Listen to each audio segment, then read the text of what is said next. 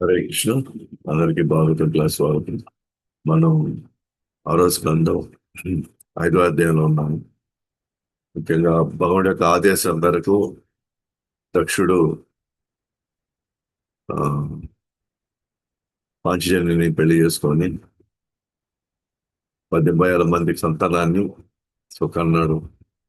So వాళ్ళందరూ కూడా చాలా మంచి ప్రవర్తన, సౌమ్యులు, విధేయులుగా ఉన్నారు.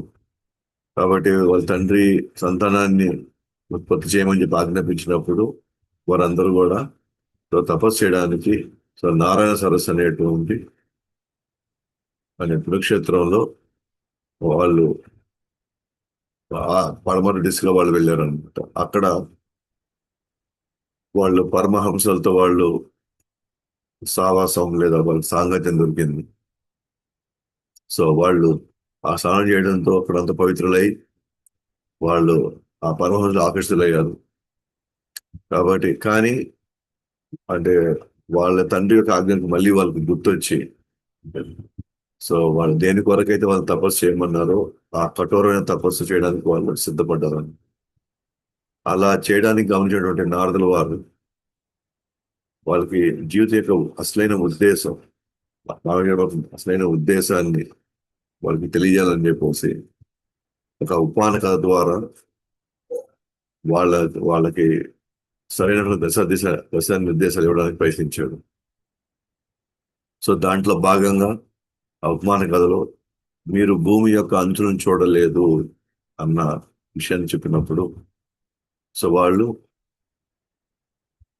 ఎందుకంటే నిరంతరం మనకి శరీరాలను మారుస్తూ ఉన్నప్పుడు ఈ భూమికే మనం బంధం అయిపోయినప్పుడు, బంధించబడినప్పుడు మనకి ఆది అంతం ఎలా తెలుస్తుంది? అంచులు మనకు తెలియలేవు. బట్ అలాంటప్పుడు అటువంటి ముక్తి వైపు చూడకపోతే, అంటే ఆది అంతం చూడడం అంటే ఒక విధంగా వాళ్ళు ముక్తి వైపు ప్రయాణించడం, ముక్తి వైపు ఆకర్షితుల అవ్వడానికి వాళ్ళు ముక్తి వైపు వాళ్ళు ఆసక్తి పొందారు అని అర్థం. మరి మనం ఇంత కష్టపడి మానజన్మ దొరికి అనేక కార్యాల్లో నిమగ్నమైన మనకి ముక్తి వైపు కానీ చూడకపోతే ఆ కర్మల వల్ల ఏం ప్రయోజనం? సో ఇలా మనం ఇవన్నీ కూడా మనం డిస్కస్ చేసాము. సో ఒక రాజ్యం ఉంది, అందులో ఒకే ఒకడు పురుషుడు ఉన్నాడు, అతను సర్వస్వతంత్రుడు అతను. సో ఆయన ఎవరు? సాక్షాత్తు భగవంతుడు. అయితే అటువంటి భగవంతుడిని మనం ఆయన మనం ఆ, అవగాహన చేసుకోలేకపోతే, అర్థం చేసుకోలేకపోతే, మీకు తెలుసుకోలేకపోతే మనం చేయడం వల్ల చేసే కార్యాల వల్ల ప్రయోజనం. కార్యాలంటే మనం ఎంతో కష్టపడి పగలు రాత్రులు చూడకుండా ఇక్కడ నానా చాకరీ చేస్తాం చూసారా, అంత కష్టపడి ఏం ప్రయోజనం? అట్లాగే వైకుంఠం రంధ్రం ఉందని చెప్పాడు, దాంట్లోకి వెళ్తే మనకు ఎవరు రారు. కాబట్టి వైకుంఠంలో ప్రవేశించే వారు మళ్ళీ భూమి తిరిగి రారు. ఆ ప్రదేశాన్ని అర్థం చేసుకోకుండా ఇంటి తృప్తి కోసం జీవించడం వల్ల లాభం ఏంటి? ఆ ప్రదేశం గురించి తెలుసుకోకపోతే. సో పవిత్రమైన ఒక స్త్రీ రకరకాల ఆకర్షణమైన వస్త్రాలు అలంకరించుకుంటుంది. సో ప్రతి జీవి చంచలమైన బుద్ధి దృష్టిని ఆకర్షించడానికి దుస్తులు మార్చి వేసే లాంటిది. కాబట్టి అలా ఇలా జరుగుతుందని అర్థం చేసుకోకుండా తాత్కాలిక ఫలాల కోసం పూర్తి నిమగ్నం అయితే అతడు వాస్తవంగా ఏం పొందుతున్నాడు? ఒక విధంగా గమనిస్తే ఈ ఈ ఈ ఫలప్రదమైనటువంటి కార్యాల వల్ల ఈ తాత్కాలిక ఫలాల కోసం మనం పరిగెత్తే మనం మనం మనం ఆ, పడే కష్టం అంతా మనం గమనించుకుంటే అంతా కూడా నేను నాది అనే భావన బలంగా ఉండడం వల్ల, నేను అంటే నేను శరీరం అనే భావన ఎక్కువ ఉండడం వల్ల ఈ శరీరంతో సంబంధం ఉన్న వాళ్ళందరినీ చూసుకోవాల్సిన బాధ్యత నాదే. వాళ్ళందరూ కూడా నేను పోషిస్తే గాని వాళ్ళు బతకలేరు, నేను కాకుండా వాళ్ళు ఇంకెవరూ కాపాడలేరు అనే ఇట్లాంటి ఒక బలమైన భావన ఉండడం కారణంగానే ఆ బలమైన భావంలో వాళ్ళు దాన్ని చిక్కుకుపోవడం వల్ల వాళ్ళు దేవుడు ఎవరు, నేను ఇక్కడ ఎందుకు వచ్చాను, అసలు దీని తర్వాత ఇంకేదైనా లోకాలు ఉన్నాయా, ఇవేమి అర్థం చేసుకోలేదు. ఎందుకంటే నేను నాది అనే భావన వచ్చినప్పుడు కంప్లీట్ గా తను ఆ ఆ ఆ బౌండరీలో అతను చిక్కుకొని పోతున్నాడు, ఆ బౌండరీలో తను ఇరుక్కోబోతున్నాడు. అంటే తనని వేరే దాని గురించి ఆలోచించేంత టైము, అవకాశం కూడా ఇవ్వట్లేదు. ఎవరిలో ఇంత బలమైన తీవ్రమైన భావం ఉంటుందో, నేను నాది అంటే ఏం లేదు, నేను నాది అంటే అనే భావన అంటే అతను ఖచ్చితంగా ఆందోళన పడుతూనే ఉంటాడు. రోజు అలజడి, రోజు భయపడుతుంటాడు. ఎందుకంటే ఆ, ఆ, తను అహంకారంతో నేనే వీటన్నిటికీ వీటన్నిటిని నేనే చూసుకున్నాను కదా, నా వల్లే జరుగుతుందనే బలమైనటువంటి భావన అతనికి ఇలాంటి ఒక స్థితిని కల్పిస్తా ఉంటారు. సో కాబట్టి మరి భవసాగరం దాటడం అంటే ఎట్లా, ఏంటి భవసాగరం దాటడం? సో భవసాగరం దాటడం అంటే అంటే జనరల్ గా ఏమంటారు, ఓకే, ఈ మరణం అయిన తర్వాత మనకి ముక్తి వస్తుంది కదా, అంటే వాళ్ళు మళ్ళీ ఈ భౌతిక జన్మ ఎత్తకపోవడం అంటే వాళ్ళు భవసాగరాన్ని దాటేశారు అంటాం మనం. భవసాగరాన్ని దాటేశాము. కానీ మనం దైనీయ జీవితంలో ప్రాక్టికల్ గా భవసాగరాన్ని దాటడం అంటే ఏంటి అని అంటే, నా నేను నాది కాదు, నాది అనే భావన వదిలేసుకొని మనం అందరూ కూడా కృష్ణుడి అంశాలే, ఇక్కడ ఉన్న శక్తులన్నీ కృష్ణుడి శక్తులే అని ఆ భావనకు వచ్చిన రోజు మనం భవసాగరాన్ని దాటేసినట్టే మనం. ఆ స్థితి వచ్చిన రోజు అంటే, ఆ స్థితి వచ్చిన రోజు అతను ఖచ్చితంగా ముక్తి స్థితికి వచ్చేసాడు నాకు. మరి ఇక్కడ మనం కానీ గమనించుకుంటే ఉంటే కనుక, ఇక్కడ అసలైన విషయాలు తెలియనీయకుండా ఈ ఫలప్రదమైనటువంటి కార్యాల్లో నిమగ్నమై నేను నాకు మానవం వచ్చినటువంటి గొప్ప అవకాశాన్ని నాకు నేనే వదిలేసుకుంటున్నాను అవకాశాన్ని. సో ఇంకా ఏమన్నాడు, ఆ పురుషుడే ఆమె భర్త అన్నాడు.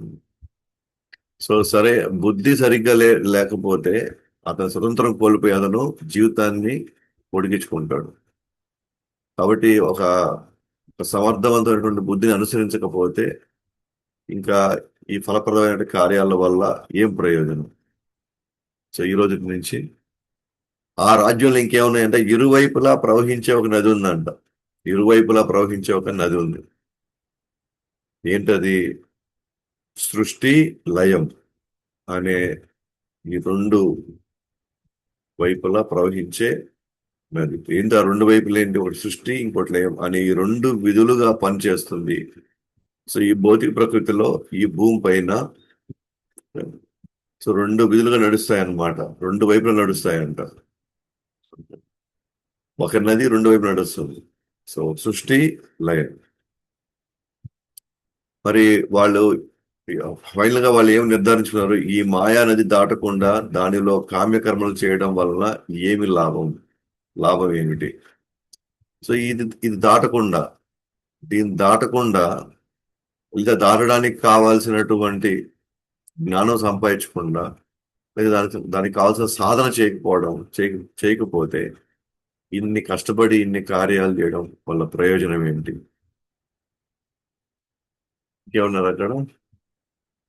అక్కడ 65 పదార్థాలతో నిర్మించిన ఒక అద్భుతమైన ఇల్లు ఉంది.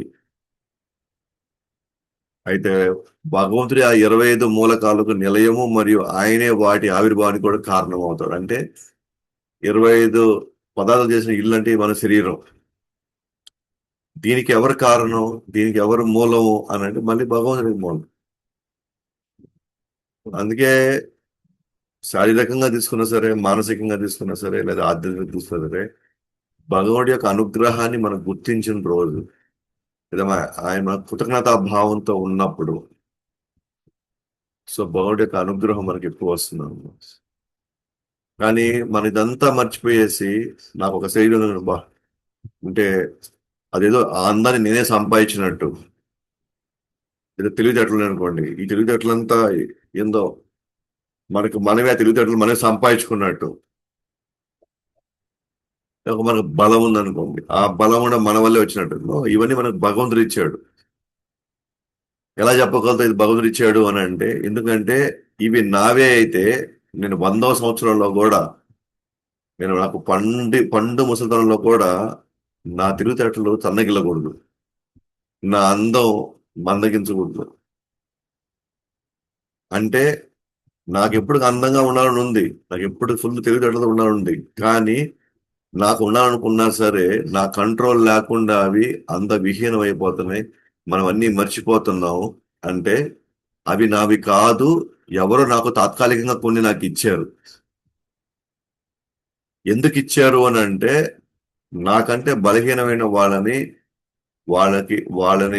ఆ, ఆ, సో వాళ్ళకి సపోర్ట్ చేయడానికి, లేదా వాళ్ళకి కావాల్సిన విధంగా వాళ్ళకి అండగా ఉండడానికి, సహకరించడానికి, అందువల్ల నాకు ఇచ్చాడు వాటిని. తద్వారా నేను నిస్వార్థమైనటువంటి జీవితాన్ని గడపడానికి నాకు ఒక అవకాశం నాకు ఇచ్చాడు. సో నాకంటే వాళ్ళకి తక్కువ ఉన్నప్పుడు, నేను వాళ్ళకి ఏదో ఒకటి చేసేదానికి నాకు అవకాశం ఉన్నప్పుడు, ఎప్పుడైతే నేను షేర్ చేసుకుంటానో, తద్వారా నేను స్వార్థం నుంచి నిస్వార్థం, నేను నాది అనే భావం నుంచి నేను అందరిది అనే భావంలోకి వెళ్తున్నప్పుడు, సో నాలో ఏ స్వార్థ భావం అయితే నన్ను కట్టిపెట్టేసిందో, ఈ కర్మలన్నీ ఎప్పటికీ నాలో ఉన్నవి నేను 10 మందికి ఉపయోగపడేలాగా నేను చేయగలిగితే, ఎస్పెషల్లీ అది కృష్ణుడి సేవలో పెట్టగలిగితే, కృష్ణుడిలో పెట్టడం వల్ల, కృష్ణుడి తృప్తి పడడం వల్ల, తద్వారా భక్తులు తృప్తి పడడం వల్ల, నేను అవే ఏదైతే నాకు భగవంతుడు ఇచ్చాడో వాటిని నేను మళ్ళీ కృష్ణుడి సేవలో పెట్టడం వల్ల, వాటి ద్వారా నేను మళ్ళీ తిరిగి నేను వైకుంఠానికి వెళ్ళిపోగలుగుతాను. ఇవన్నీ భగవంతుడు ఇచ్చాడు. ఎందుకు ఇచ్చాడు అని అంటే, అది మళ్ళీ భగవంతుడి సేవలో పెట్టుకొని మన కర్మలు పవిత్రం చేసుకోవడానికి. అయితే సారాంశం ఏంటి అంటే, ఆ పురుషోత్తముని తెలుసుకోకుండా కేవలం తాత్కాలిక ఫలప్రదమైన కార్యకలాపాలు నిమగ్నమైతే ఏం లాభం కలుగుతుంది?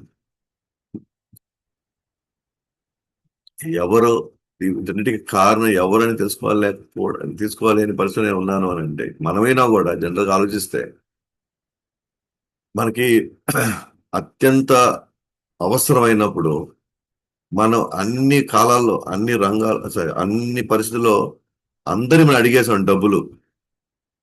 నా దగ్గర డబ్బులు లేవు, కొంచెం ఇస్తారా, మా పిల్లల ఫీజు కట్టాలా, లేకపోతే నాకు నేను ఆ ట్యాక్స్ కట్టాలి, ఈ ట్యాక్స్ కట్టాలి, నాకు డబ్బులు ఇస్తారని మనం ఎవరిని అడిగినా సరే, ఎవరు మనకి ఈనప్పుడు ఎక్కడి నుంచే ఉమ్, మా మనకు ఒక డీడీ కానీ ఒక చెక్ వచ్చింది అనుకోండి, మనకి ఎంత అవసరమో అంత డబ్బులు, మేబీ సపోజ్ మాకు ఒక 2 లక్షలు కావాలి ఆ సమయానికి, ఎవరు అడిగినా సరే నేను 10,000 ఇస్తాను, 20,000 ఇస్తాను, కానీ 2 లక్షలు ఇచ్చే పరిస్థితులు లేరు. కానీ నాకు అది ఎంతో అర్జెంట్ అన్నమాట. నాకు లైఫ్ అండ్ డెత్ సమస్య అది. నాకు లైఫ్ అండ్ డెత్ సమస్య అయినప్పుడు, నాకు ఎవ్వరు ఈనప్పుడు, నేను కృషించిపోయి ఉన్నప్పుడు, నాకు అప్పుడు ఆ టైంలో ఒక డీడీ కానీ చెక్ వచ్చింది అనుకోండి, నేను ఎంత కావాలో నాకు అంత ఆ రూపం నాకు వచ్చినట్లయితే, నేను ఇమ్మీడియట్ గా ఏం చేస్తాను, పరిగెత్తుకుంటే వెళ్ళి నేను ఫస్ట్ బ్యాంక్ వెళ్ళేసి,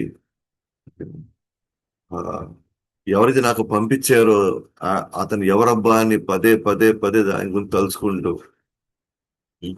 మనం ఆ ఆయనకి మనసున్న కృతజ్ఞతా భావంతో వెళ్ళి బ్యాంక్ లో మనం సమర్పించి ఆ డబ్బులు తీసుకుని వెళ్ళి మనం కట్టేసినప్పుడు, మనకి ఒకటే ఆలోచన ఉంటుంది.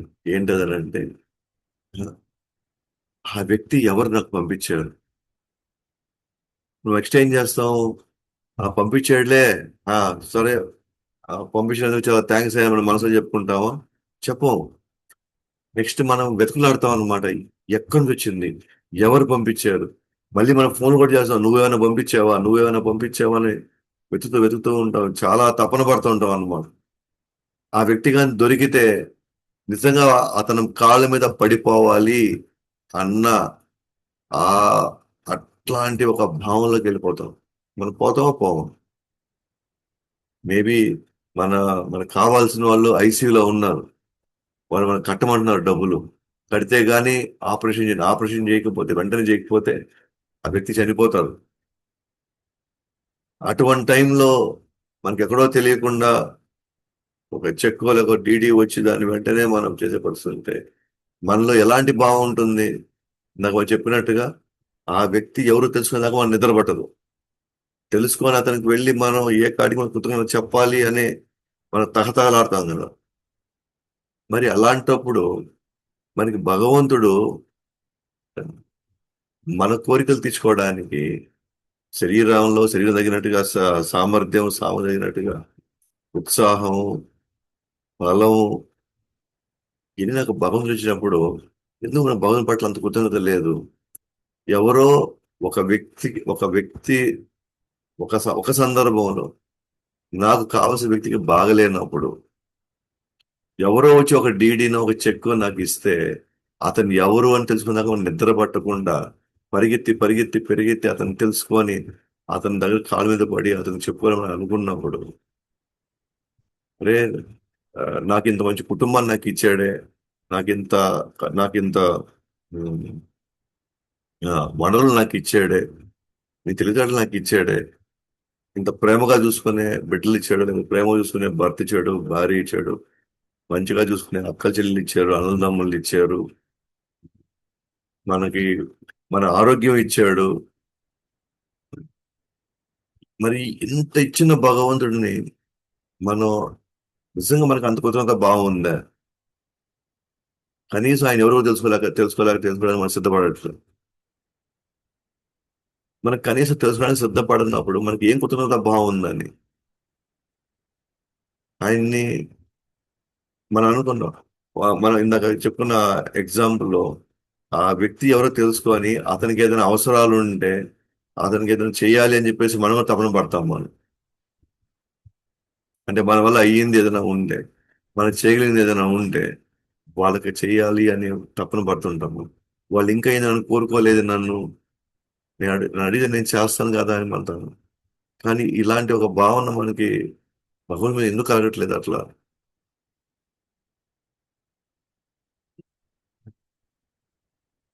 ఇంత చేసినా కూడా ఎందుకు మన భగవంతుని మీద కలగట్లేదు?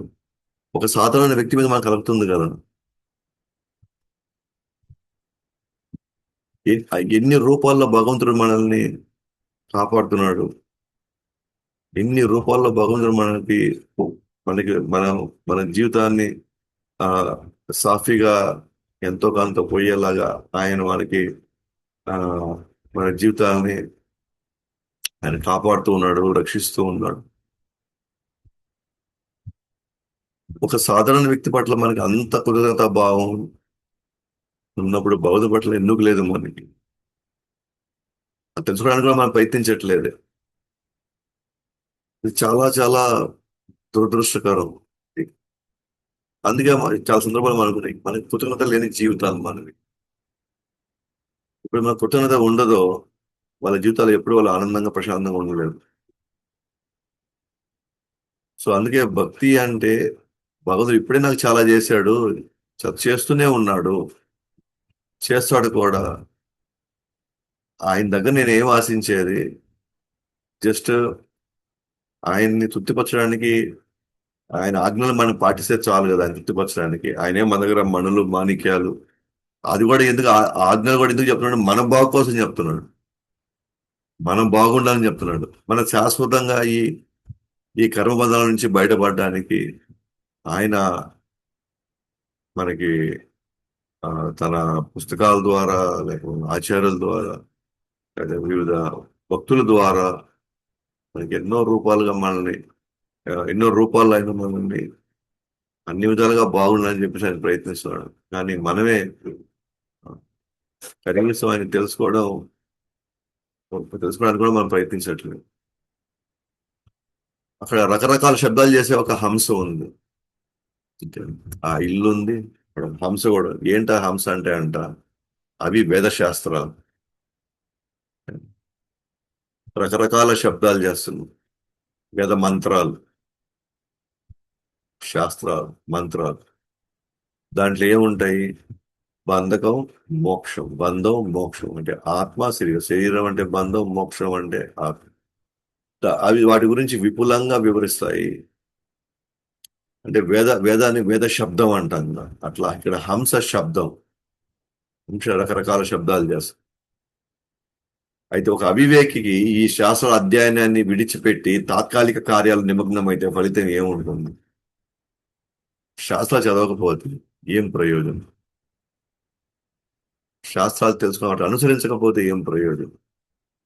అవి అనుసరించకుండా మన మన మానసిక కల్పనలతో వచ్చేటువంటి అనేకమైనటువంటి లోపల ఏవేవో ఏవేవో చేయాలని, ఏదేదో జరగాలని, ఏదేదో సాధించాలని చెప్పేసి మనకే ఒక అర్థం పర్థం లేకుండా అలాంటి కార్యాలు నిమగ్నం అవుతాం.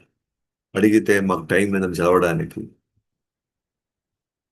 జపం చేయడానికి మాకు టైం లేదు, భగవంతుడి పూజ చేయడానికి మాకు టైం లేదు.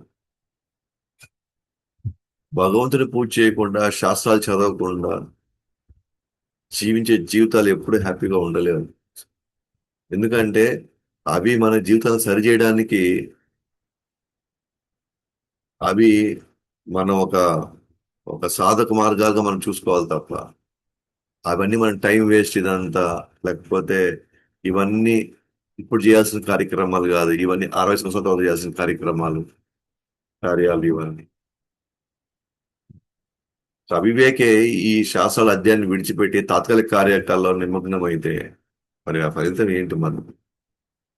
అలాగే నెక్స్ట్, పదునైన కత్తులు వజ్రాయుధాలతో తయారు చేయబడిన వాటంతటా అవే తిరిగే ఒక తిరిగే వస్తువులు ఉన్నాయి. స్పెల్లింగ్ మిస్టేక్ వచ్చింది. ఇక్కడ వస్తువులు ఉన్నాయి. పదునైన కత్తులు అంట, వజ్రాయుధాలు అంట. పదునైన కత్తులు, వజ్రాయుధాలు. కత్తులు, వజ్రాయుధాలు ఏం చేయగలుగుతాయి? ఒకరి జీవితాన్ని సమాప్తం చేయగలుగుతాయి, అంటే చంపేయగలుగుతాయి అన్నమాట. చంపేయగలుగుతాయి. ఇవన్నీ వాటంతట అవే తిరుగుతున్నాయి. కత్తులు, వజ్రాయుధాలు. సో అవన్నీ చాలా ఒక మనిషి యొక్క కాలాన్ని, ఆయుష్ని, ప్రాణాన్ని తీసేయగలుగుతాయి. దాన్ని దేంతో పోలిస్తే ఇక్కడ శాశ్వతమైన కాలం చాలా వేగంగా కదులుతుంది. కాలంతో పోల్చారు అన్నమాట ఆ పదునైన కత్తులు, వజ్రాయుధాలు. నిరంతరంగా మరి స్వతంత్రంగా, పూర్తిగా స్వతంత్రంగా అన్ని కార్యాలు నడిపిస్తుంది ఈ కాలం. సో కాలం మన ఆయుష్ని క్షీణింపజేస్తుంది, హరించేస్తుంది అన్నమాట.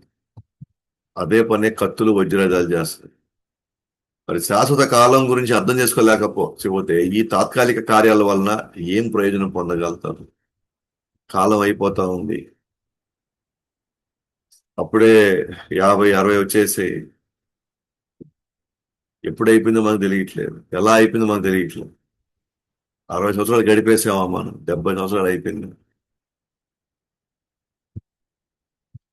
ఆ కాలాన్ని మళ్ళీ మనం కొని తెచ్చుకోగలుగుతామా? గడిచిన కాలాన్ని. ఆ కాలంలో ఎన్నో సంతోషాలు, ఎన్నో దుఃఖాలు, ఎన్నో గాయాలు. ఆ కాలం యొక్క లక్షణాలు ఏంటి?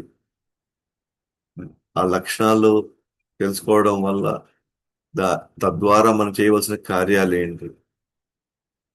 అవి వదిలేసి మనం ఒక సంవత్సరం గడిచే కొంది అది చాలా సంతోషకరమైనటువంటి పొద్దులాగా మనం బర్త్డేలు చేసుకుంటాం.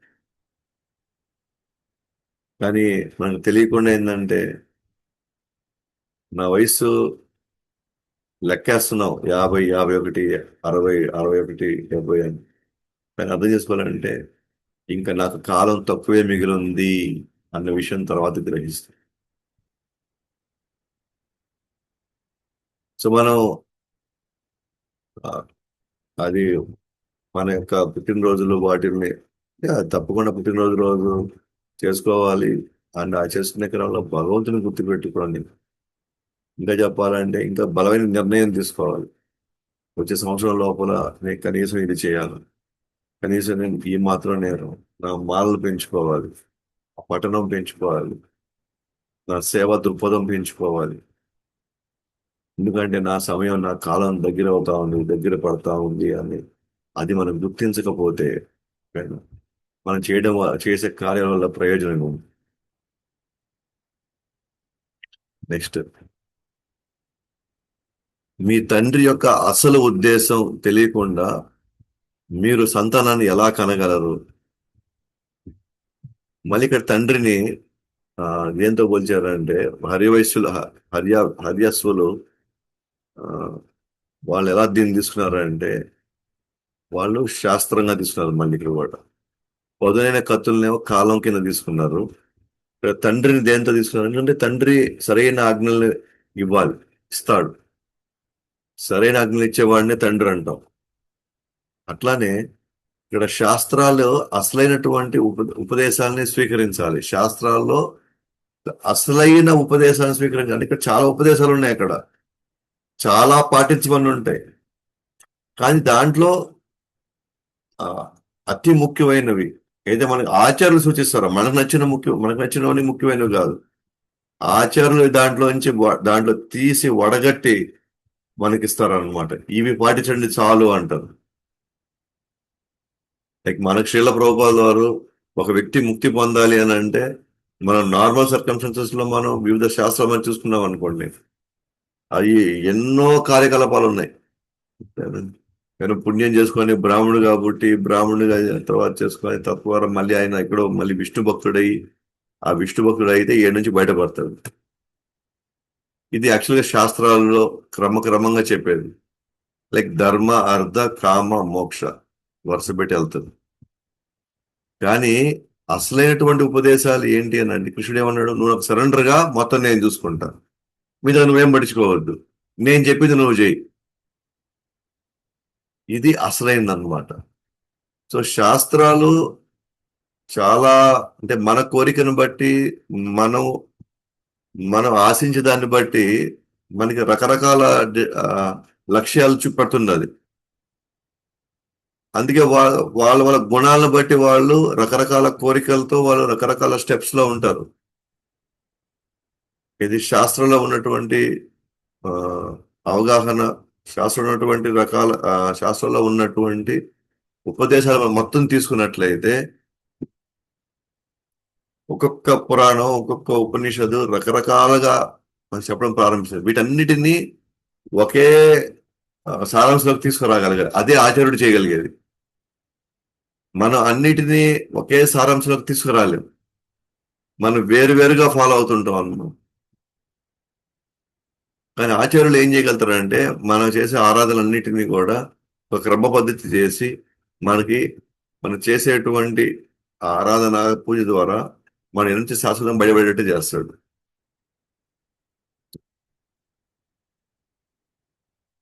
సో కొంతమంది అంటారు ఇక్కడ 18 పురాణాలు ఉన్నప్పుడు మీరు భాగవతం మాత్రమే ఎందుకు తీసుకుంటున్నారు?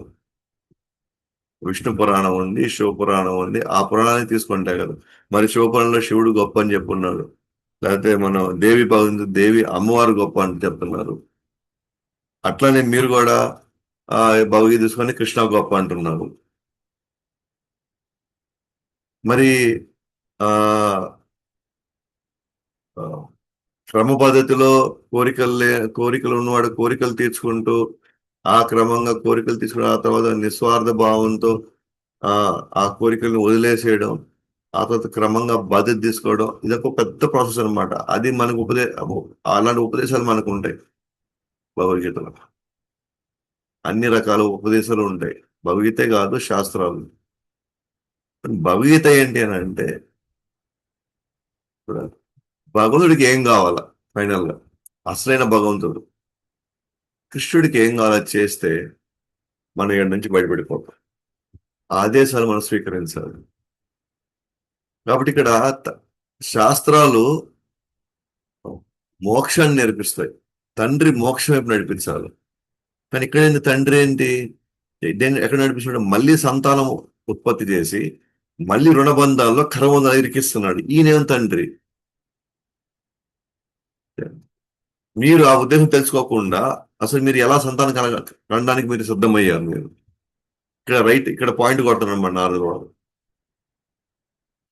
శాస్త్రాల యొక్క ఉపదేశాలు మనకి మోక్షం వైపు నడిపించేట్టు ఉండాలి కానీ మళ్ళీ సంతాన ఉత్పత్తి చేసి మళ్ళీ దాంట్లో కూరుకుపోవడం ఏంటి? ఆయన ఎటువంటి తండ్రి అసలు? కాబట్టి గుణాల ప్రభావంలో ఉన్నటువంటి అజ్ఞాని మరియు శాస్త్రాల ఉద్దేశం తెలియని వాడు అజ్ఞాని ఎలా సంతానాన్ని ఉత్పత్తి చేయగలుగుతాడు? ఒక విధంగా చెప్పాలి అని అంటే కదా, మన దురదృష్టం మనం కూడా దీంట్లో పడిపోయి ఉన్నాం, ఈ ట్రాప్ లో. ఒక అజ్ఞానులుగా శాస్త్రాల యొక్క ఉద్దేశం తెలుసుకోకుండా మనతో పాటు ఈ సమాజంలో అందరూ సంతానాన్ని కంటున్నారు. అంటే శాస్త్రం యొక్క ఉద్దేశం తెలుసుకోకుండా మనం ఎవరూ కూడా సంతానాన్ని కనకూడదు అంట. ఇంచుమించుగా అదే అర్థం వస్తుంది ఇక్కడ. ఎందుకంటే శాస్త్రాల ఉద్దేశాలు తెలుసుకున్న వాడు మాత్రమే తన మీద ఆధారపడ్డ వాళ్ళని వైకుంఠం చేర్చగలుగుతాడు, జన్మమృత్యు జరావ్యాధి నుంచి బయటపడగలరు, మోక్షం వైపు నడిపించగలుగుతాడు. శాస్త్రాల జ్ఞానం లేకపోతే ఖచ్చితంగా గుణ ప్రభావాలతో వాళ్ళు తీసుకునే నిర్ణయాలు ఖచ్చితంగా వాళ్ళ యొక్క జీవితాన్ని అతలాకుతలం చేస్తుంది. సో ఇప్పటికైనా సరే మనకి ఇవన్నీ అర్థమవుతాయి. ఏం ప్రయోజనం ఈ కార్యకలాపాల వల్ల? ఏం ప్రయోజనం? భగవంతుడు తెలుసుకోవట్లేదు, శాస్త్రాలు తెలుసుకోవట్లేదు, భక్తుల సాంగత్యం లేదు, సేవలు లేవు, శ్రవణం లేదు. ఇవన్నీ లేకుండా ఏం చేస్తున్నావు? 60 సంవత్సరాలు, 70, 80, 90 సంవత్సరాలు ఏం చేస్తున్నావు అసలు? కేవలం మనసు గుణాలు ఎట్లా చెప్తే అట్లా పరిగిస్తున్నాం.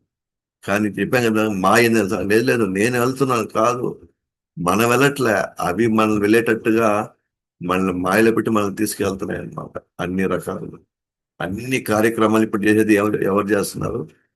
అన్ని కార్యక్రమాలు చేసేది గుణాలే చేస్తున్నాయి. మనకి శాస్త్ర పఠనం జరగకుండా లేదా శ్రవణం చేయకపోతే లేదా ఒక గురువు యొక్క భక్తుల యొక్క సాంగత్యం లేకపోతే మనం చేసే పనులన్నీ కూడా మన యొక్క కార్యకలాపాలు, మానసిక కార్యకలాపాలు ఎలా నిర్దేశిస్తే వాటినిగా మనం వర్గిస్తున్నాం అంతే. కానీ మా ఏం తెలుసా? లేదు లేదు, నేను వెళ్ళాలనుకున్నాను కాబట్టి నేను వెళ్ళాను అనుకుంటున్నాను. నో, అలా కాదు అనమాట. సో ఆ విధంగా కాలం గురించి, శాస్త్రాల గురించి, తర్వాత ఆ అద్భుతమైన ఇల్లు, శరీరం 25 పదార్థాలతో చేయబడింది, వీటితో పాటు ఇవన్నీ కూడా మనకి నారదుల వారు ఒక ఉపమాన కథతో చెప్తూ ఉన్నారు. హరియాసులు దాన్ని పర్ఫెక్ట్ గా అర్థం చేసుకుంటున్నారు. అంతిమంగా వాళ్ళు అర్థం చేసుకుంటున్నారు సారాంశం ఏంటివి. నేను సంతానాన్ని మేము ఉత్పత్తి చేయడం వల్ల ఏంటి ప్రయోజనం? అసలు భగవంతుడు మేము తెలుసుకోవాలి, అసలు మేమేంటో తెలుసుకోవాలి, మాకు ఆయన సంబంధం తెలుసుకోవాలి, ఆయన ఆదేశాలని పాటిస్తూ ఆయన తృప్తిపరచాలి. ఆ విషయం ఇప్పుడు అర్థమైంది. అయితే ఇంతకుముందు వాళ్ళు పరమహంసతో కలిశారు కదా, దానివల్ల ఏంటి ప్రయోజనం అంటే వాళ్ళు ఆ సుక్కుని సంపాదించుకున్నారు. వాళ్ళ దగ్గర వినడం వల్ల, వాళ్ళకి సేవ చేయడం వల్ల, వాళ్ళ చుట్టూ వాళ్ళతో ఉంటూ వాళ్ళతో కొంత సమయం అంతా గడపడం వల్ల వాళ్ళకి ఏదైతే సుకృతి ఉందో ఆ సుకృతి ఇప్పుడు కావాల్సినంత దొరికిందమ్మా, ఒక పరిపూర్ణమైన భక్తుడు అవ్వడానికి.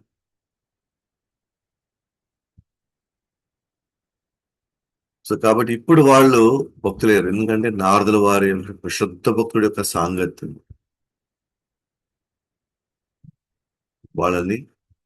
వాళ్ళు దక్షుడి ఆజ్ఞ మేరకు వాళ్ళు మళ్ళీ కర్మకాండ వ్యవహారాల్లోకి వెళ్లాల్సిన వాళ్ళు శుద్ధ భక్తి చేసుకుని నుంచి బయటపడిపోతారు.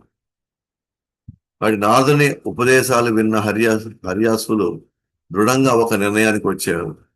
వారు నాదుని చుట్టూ ప్రదక్షిణాలు చేసి తిరిగి ఈ లోకానికి రాని మార్గాన్ని అనుసరించారు. సో వెంటనే వాళ్ళు ఏం చేశారు, అది విరమించేశారు అనమాట. అది విరమించేశారు. ఇంకా వాళ్ళు తపస్సు చేయడానికి పోలే ఇంకా. వాళ్ళు మళ్ళీ తిరిగి దక్షిణ కూడా పోలే మళ్ళీ వాళ్ళు.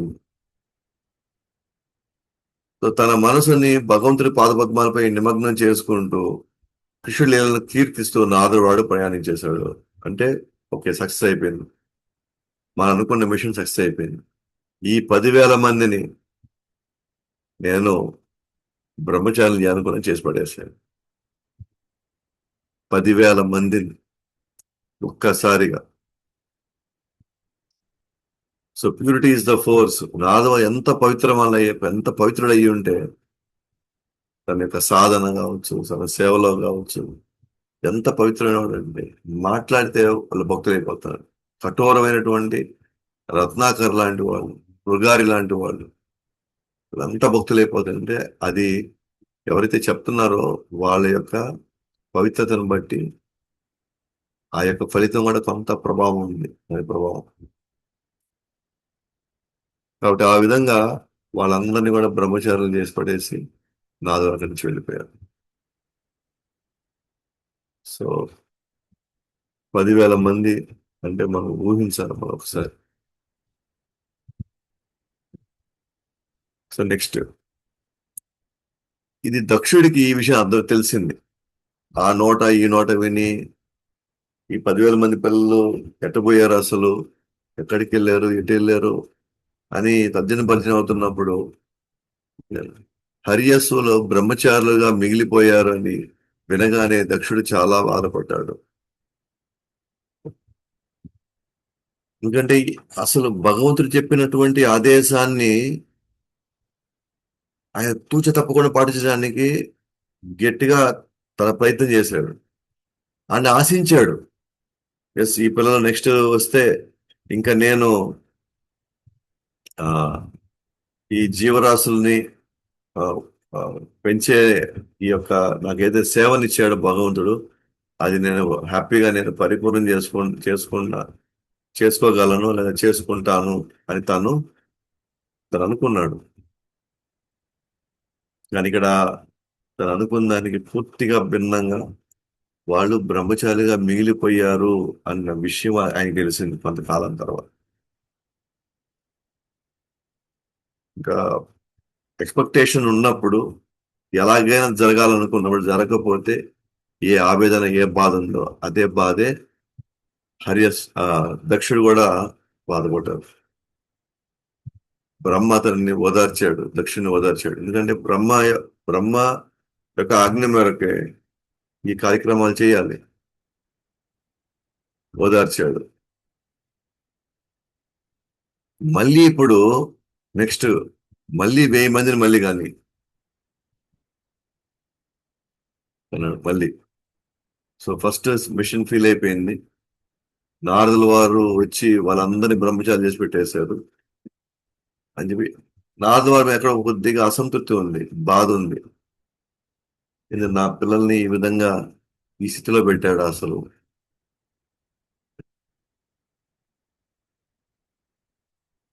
వీళ్ళు ఏమని పిలుస్తారంట,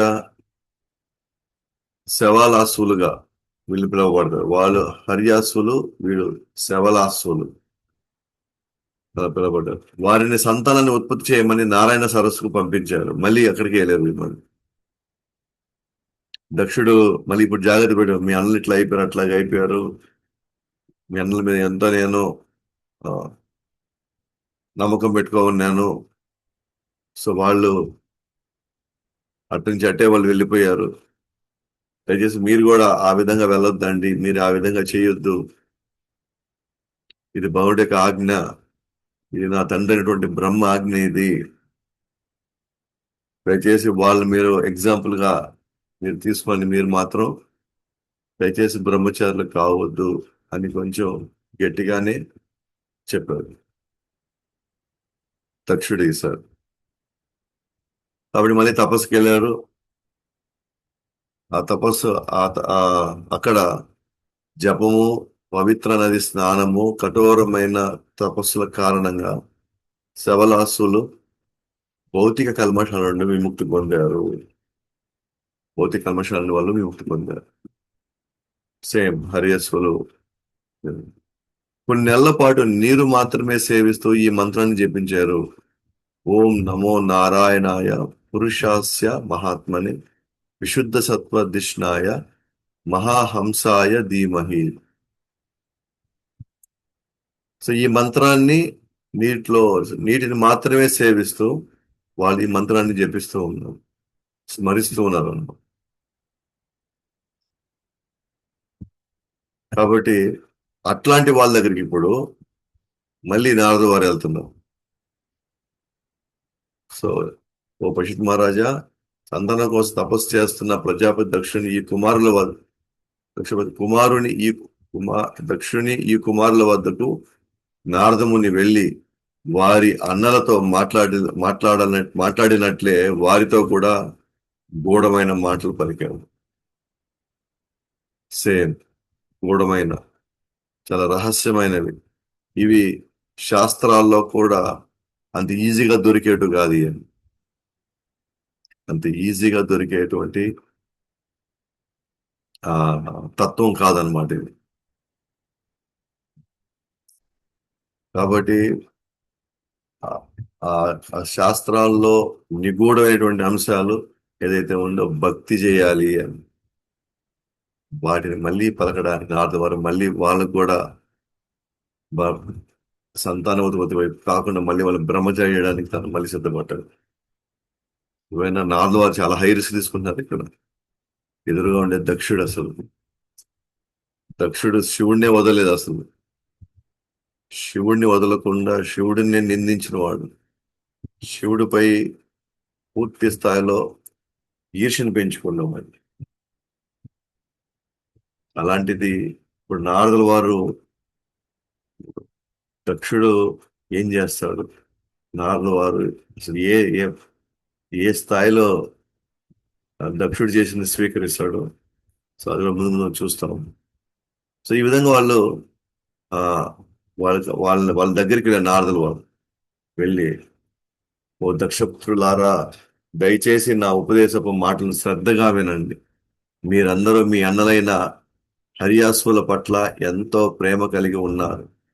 కావున ధర్మసూత్రాలను ఎరిగిన సోదరుడు తన అన్నలను అడుగుజాడలను అనుసరిస్తాడు. దాని కారణంగా తమ సోదరుల పట్ల అమితమైన ప్రేమను కలిగి ఉండే మరుత్తుల వంటి దేవతలతో సావాసం చేసి ఆనందించే అవకాశం లభిస్తుంది. సో కాబట్టి నేను చెప్పే విషయాలు జాగ్రత్తగా వినండి. మీ అన్నలైనటువంటి హరిజస్సులు ఓకేనా, మీ పట్ల చాలా ప్రేమ కలిగి ఉన్నారు. వాళ్ళ కావున బ్రహ్మసూత్రాలు ఎరిగినటువంటి సోదరుడు తన అన్నల అడుగుజాడలను అనుసరిస్తారు. కాబట్టి మీరందరూ కూడా మీ అన్నల యొక్క అడుగుజాడలను మీరు నడవాలి. దాని కారణంగా సోదరుల పట్ల అభిన్నమైన ప్రేమను కలిగి ఉండే మరుతులను వంటి దేవతలు సావాసం చేసి ఆనందించే అవకాశం లభిస్తుంది. సో ఈ మరుతులో ఇంద్రుడు ఒక స్టోరీ ఉందన్నమాట. సో దీని గురించి ముందు ముందు ఇదే 6వ స్కంధంలో మనం చూస్తాము. సో మరుతులు దితి యొక్క సంతానం అనమాట. ఇంద్రుడు అదితి యొక్క సంతానం. సాధారణంగా దితి నుంచి కడిపించేటువంటి రాక్షసులు, అలాగే అదితుల నుంచి పుట్టేటువంటి దేవతలు, వీళ్ళ మధ్య ఎప్పుడు గొడవలు ఉంటాయి, ఎప్పుడు గొడవలే. అలాంటిది ఇప్పుడు దితి గర్భమున మరుతులు పుడుతున్నారు. అలాగే ఆల్రెడీ అదితి కుమారుడైనటువంటి ఇంద్రుడు, వీళ్ళ మధ్య ఎప్పుడు గొడవలు అవ్వాల్సింది, ఎప్పుడు ఒకరినొకరి మీద దాడి చేసుకోవాల్సింది. వాళ్ళిద్దరు ఫ్రెండ్స్ అయిపోయారు. దితి ఏమని కోరుకొని ఒక వ్రతం ఉన్నిందంటే, నాలో పుట్టబోయే బిడ్డ, నా బిడ్డ, నా సంతానం ఎవరైతే నాకు పుడుతున్నారో వాళ్ళు ఇంద్రుడిని చంపాలి అని. అది యాక్చువల్గా ఆమె కోరుకొని ఆమె ఒక వ్రతాన్ని చేయడం ప్రారంభించారు. ఆ వ్రతం ఎలా చేయాలని చెప్పేసి దితి వచ్చి కశ్యపుని అడిగింది ఎలా చేయాలి. ఆమెమంది, నాకు పుట్టబోయే బిడ్డ ఇంద్రుడిని చంపాలని. ఆ ఆ, మరి అది ఎలా చేయాలి, ఏంటి, ఏ పద్ధతి ప్రకారంగా మనం ఉపవాసంలో ఉండాలి, అవన్నీ కూడా దితికి తెలియదు. పోయి కశ్యపుని అడిగేది అనమాట. నాకు ఇలా సంతానం కావాలి, ఆ సంతానం పుట్టిన సంతానం వచ్చి ఇంద్రుడిని హతమార్చాలి అని.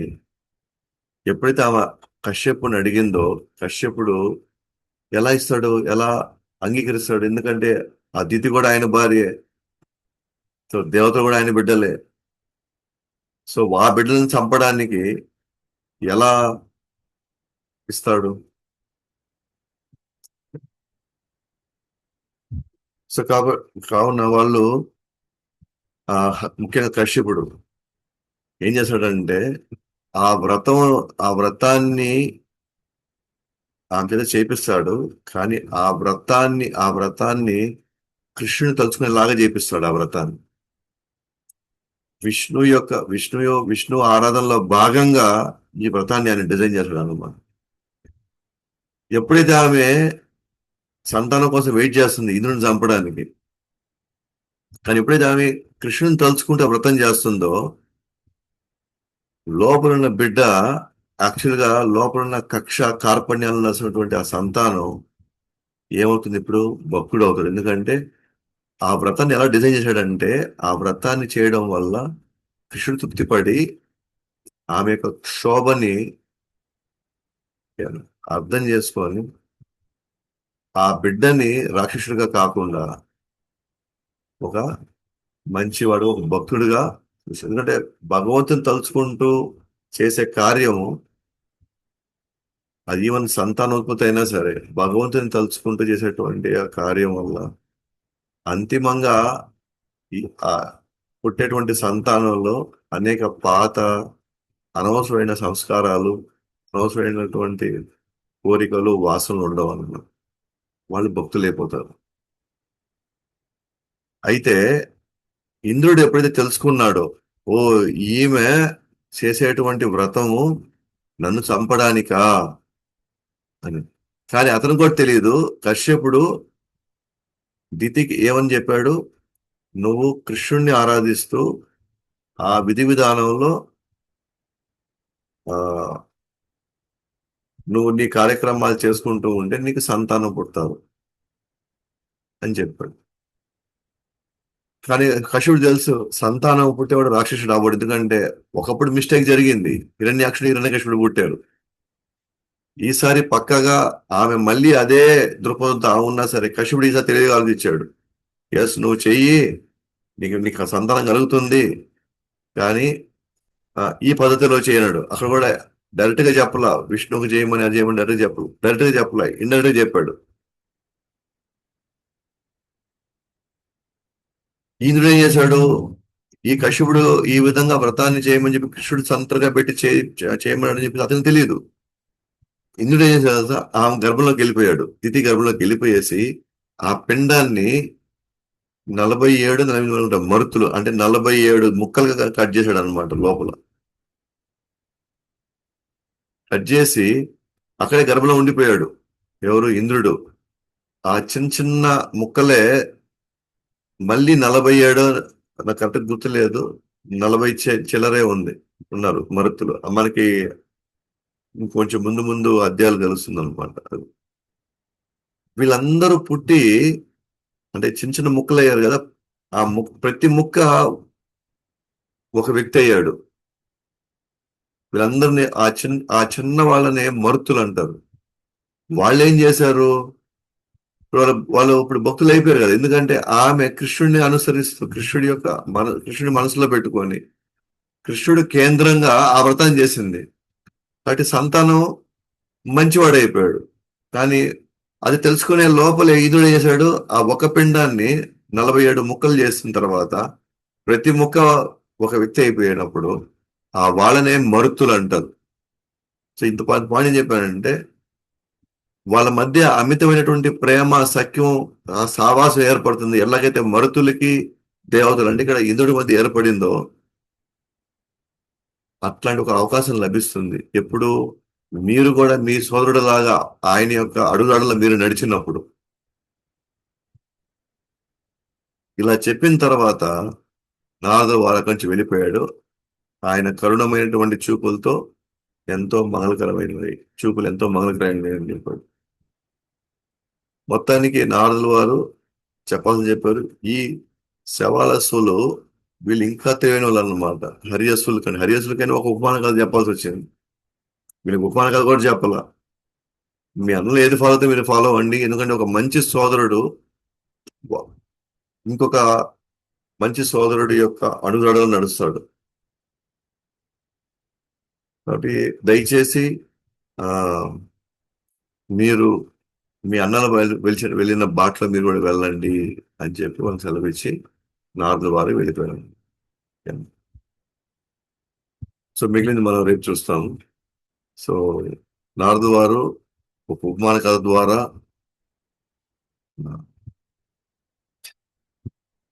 ఇరువైపులా ప్రవహించే నది. సో ఇరువైపులా అంటే ఈ భౌతిక సృష్టిలో సృష్టి లయం. సో మాయా నది దాటకుండా దానిలో కామ్యకర్మలు చేయడం వల్ల లాభం ఏంటన్నాడు. అలాగే 25 పదాలు అద్భుతమైన ఇల్లు అని చెప్పారు. సో అద్భుతమైన ఇల్లు దేంతో పోల్చారు? భగవంతుడే వాటికి మూలము నిలయం అని చెప్పాడు. మరి ఆ పురుషుల గురించి తెలుసుకోకుండా ఈ కార్యకలాపాల వల్ల ఏం ప్రయోజనం? హంస శబ్దాలు అంటే వేద మంత్రాలు. సో వాళ్ళు చేసే శబ్దాలు ఆత్మ శరీరం బంధము మోక్షం తెలుస్తాయి. మరి ఆ శాస్త్రాలు అధ్యయనం చేయకపోవడం వల్ల సరే ఈ కార్యకలాపాల కారణంగా వాటి చేయలేకపోతే ఏం ప్రయోజనం? పొదవైన కత్తులు వజ్రాయుధాలు కాలంతో పోలుస్తున్నారు. ఈ కాలం తెలుసుకోకపోతే ఏం ప్రయోజనం? తండ్రి యొక్క అసలైన ఉద్దేశం తెలుసుకోకుండా మీరు సంతానాన్ని ఎలా కనగలరు? అంటే సంతానం కనే లోపల మానవ యొక్క ఉద్దేశం అని తెలిసిపెట్టుకోవాలి. కాబట్టి అసలైన ఉపదేశాలు మనం స్వీకరించాలి. అది నిజమైన తండ్రి యొక్క మోక్షం వైపు నడిపిస్తాడు. కాబట్టి గుణ ప్రమాణం ఉన్న వాళ్ళైతే వాటిని అసలైనటువంటి ఇన్స్ట్రక్షన్స్ వాళ్ళు తెలుసుకోలేరు. కాబట్టి ఎలా సంతానాన్ని ఉత్పత్తి చేయగలడు? వీళ్ళు చేసిన